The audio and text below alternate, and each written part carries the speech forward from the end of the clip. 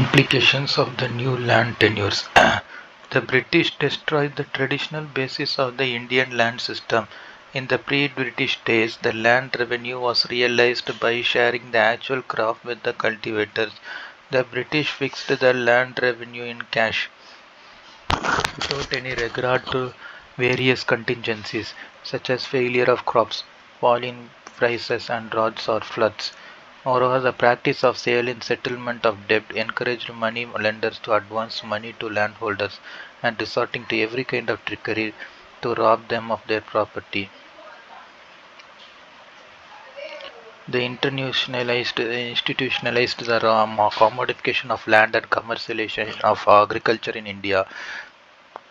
Now land became a commodity that could be transferred either by way of buying or and selling or by way of the administration taking over land from holders in lieu of default on payment of tax or rent. Land taken over in such cases was auctioned off to another bidder. This created a new class of absentee lords who lived in the cities and extracted revenue from the lands without any actual living in the lands. The commodification of land and commercialization of agriculture did not improve the lives and conditions of the peasants. Laissez-faire policy and deindustrialization impact on Indian artisans. A policy of the company in the wake of Indian Revolution in England resulted in the deindustrialization of India. This continued until the beginning of World War I. The British government pursued a policy of free trade or laissez-faire. Raw materials like cotton, jute, and silks from India were taken to Britain. The finished products made from those raw materials were then transported back to the Indian markets. Mass production, with the help of technological advancement, enabled them to flood the Indian market with their goods. It was available at a comparatively cheaper price than the Indian handloom cloth. Prior to the arrival of the British, India was known for its handloom products and handicrafts. It commanded a good world market. However, as a result of the colonial policy, gradually Indian handloom products and handicrafts lost their market. Domestic as well as international imports of English articles into India through the weavers, the cotton dressers, the carpenters, the blacksmiths, and the shoemakers out of employment. India became a procurement area for the raw material, and the farmers were forced to produce industrial crops like indigo and other cash crops like cotton for use in British factories. Due to this shift, subsistence agriculture, which was the mainstay for several hundred years, suffered, leading to food scarcity. The Indigo Revolt of 1859-60 in Bengal was one of the responses from the Indian farmer to the oppressive policy of the British. Indian tenants were forced to grow Indian indigo by their planters who were mostly Europeans. Used to dye the clothes, indigo was in high demand in Europe. Peasants were forced to accept meager amounts as advance and enter into unfair contracts. Once a peasant accepted the contract, he had no option but to grow indigo on his land. The price paid by the planter was far lower than the market price. Many a times the peasants could not even pay their land revenue dues. Hoping that the authorities would address their concerns, the peasants wrote several petitions to authorities and organized peaceful protests. As their plea for reform went in vain, they revolted by refusing to accept for further advances and entered into new contracts. Peasants through the Indigo Revolt of 1859-60 were able to force the planters to withdraw from northern Bengal. Famines and emigration of Indians to overseas British colonies. Famines.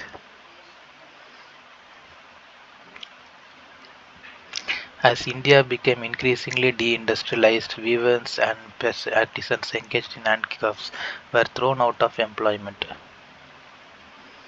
But the British expanded their policy of non-intervention, laissez-faire even to famines. As a result, millions of people died of starvation during the Raj. It estimated that between 1770 and 1900, 25 million Indians died in famines. William Digby, the editor of Madras Times, pointed out that during 1793-1900 alone, an estimated 5 million people had died in all wars around the world. Whereas in 10 years, 19 million people, to 1819 to 91 to 1900, 19 million people had died in India in famines alone.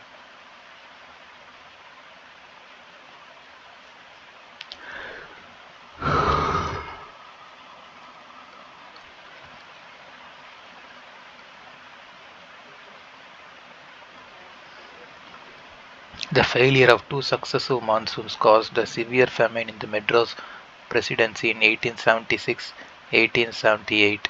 The Viceroy Lytton adopted a hands-off approach similar to that followed in Orissa. An estimated 3.5 million people died in the Madras Presidency.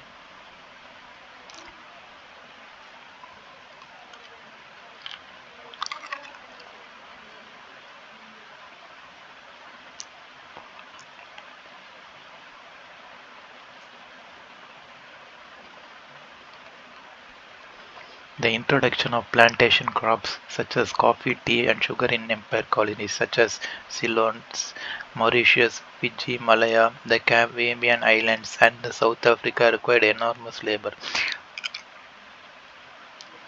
In 1815, the governor of Madras received a communication from the governor of Ceylon asking for coolies to work in coffee plantations. The Madras governor forwarded this letter to the collector of Tanjavur, who reported that the people were very much attached to the soil and unless some incentive was provided, it was not easy to make them move out of their native soil.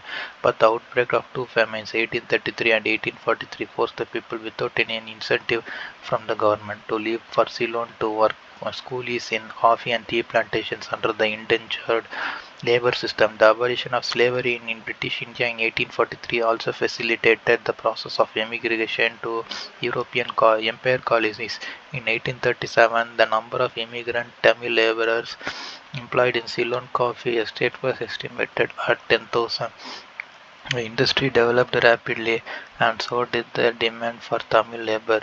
In 1846, its presence was estimated at 18,000, and in 1855 at 128,000 persons. In 1877, the famine year, there was nearly 380,000 Tamil laborers in Ceylon. Besides Ceylon, many Indians opted to emigrate as indentured labor to other British colonies such as Mauritius, Strait Settlements, Caribbean islands, Trinidad, Fiji, and South Africa. In 1843, it was officially reported that 30,280 male and 44,307 females had entered Mauritius as indentured laborers. By the end of the century, some 5 lakh laborers had moved from India to Mauritius. Education in British India. Among the Hindus, Brahmins and had the high exclusive religious to acquire higher religious and philosophical knowledge. They monopolized the education system and occupied positions in society primarily as priests and teachers. They studied in special seminaries such as Vidyalayas and Chatuspatis, and the media of instruction was Sanskrit, which was considered a sacred language. Technical knowledge, especially in relation to architecture, metallurgy, etc., was passed hereditary. This came in the way of innovation. Another shortcoming of the system was that it barred women, lower caste, and others underprivileged people from accessing education. Contribution of colonial state Macaulay system of education. The colonial government aided the spread to modern education in India for educating and empowering the Indians.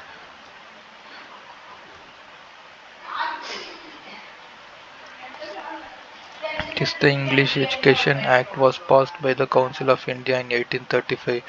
T.B. Macaulay drafted the system of education introduced in India. Consequently, the colonial administration started schools, colleges, and universities imparting English and modern education in India. Universities were established in Bombay, Madras, and Calcutta in 1857. The colonial government expected this section of educated Indians to be loyal to the British and act as the pillars of the British Raj. T.B. Macaulay was the India's first law member of the Governor General in Council from 1834 to 1838. Macaulay was on the side of Anglos and wrote his famous Minute on Indian Education in 1835. In this minute, he argued for Western education in the Indian language for the Indians.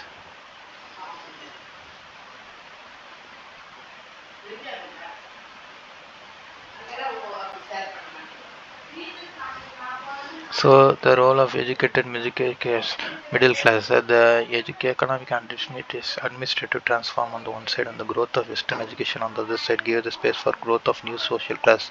Then the social class of modern industry, intelligentsia emerged. The new social classes created by British Raj included Indian trading and business committees, landlords, money lenders, Indian English educated Indians employed in imperial subordinate services, lawyers, and the doctors initially adopted a positive approach towards the colonial administration.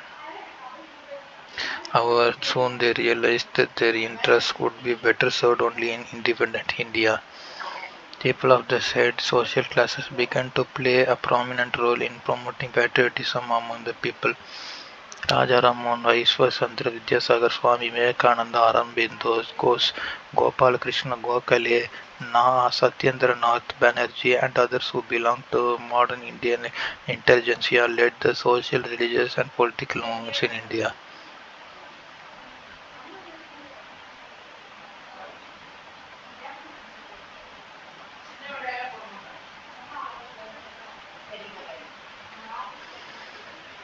Contribution of missionaries, Christian missionaries contributed and they provided opportunities to acquire education to the underprivileged and marginalized sections who were denied the learning opportunities in the education system. However, only a very small fraction converted to Christianity, but the challenge posed by Christianity led to various social and religious reform movements.